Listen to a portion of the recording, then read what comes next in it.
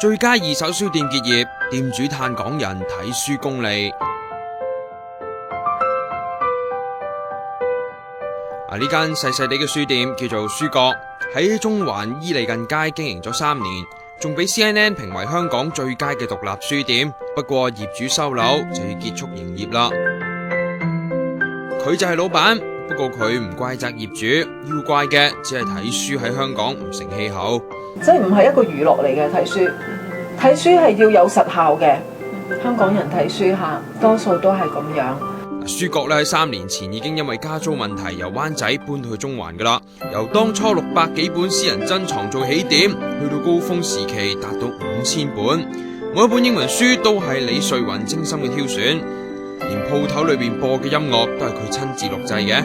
如果係有做生意嘅心態呢，我諗我維持唔到6年嘅。當你唔用一個咁功利嘅主義嘅眼光去睇嘅時候呢，有好多嘢好值得做嘅。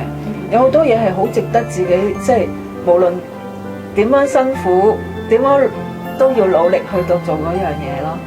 呢個自家品味成為咗愛書人嘅 Secret Garden， 連紐約時報同埋 CNN 都預揚採訪，有一啲大學教授、領事館人員等等都係捧場客。你所賺翻嚟嘅嘢唔一定係錢噶嘛，你賺翻嚟嘅係好多人嘅喜樂，好多人嘅開心，因為佢哋喺呢度揾到一本佢哋喺第二度揾唔到嘅書。但係都唔係完全絕望嘅，好似有啲老顧客會想借出貨倉，希望佢可以重新出發。更加有書迷試過攞住3萬蚊嘅支票，叫佢堅持落去。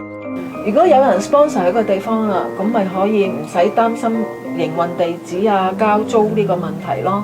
咁就可以即係個書店咪可以重生啦。如果冇嘅話，咁我都有其他嘅方法即係我都有其他嘅嘢可以做，去到繼續為啲愛書人啊，為啲書服務噶嘛。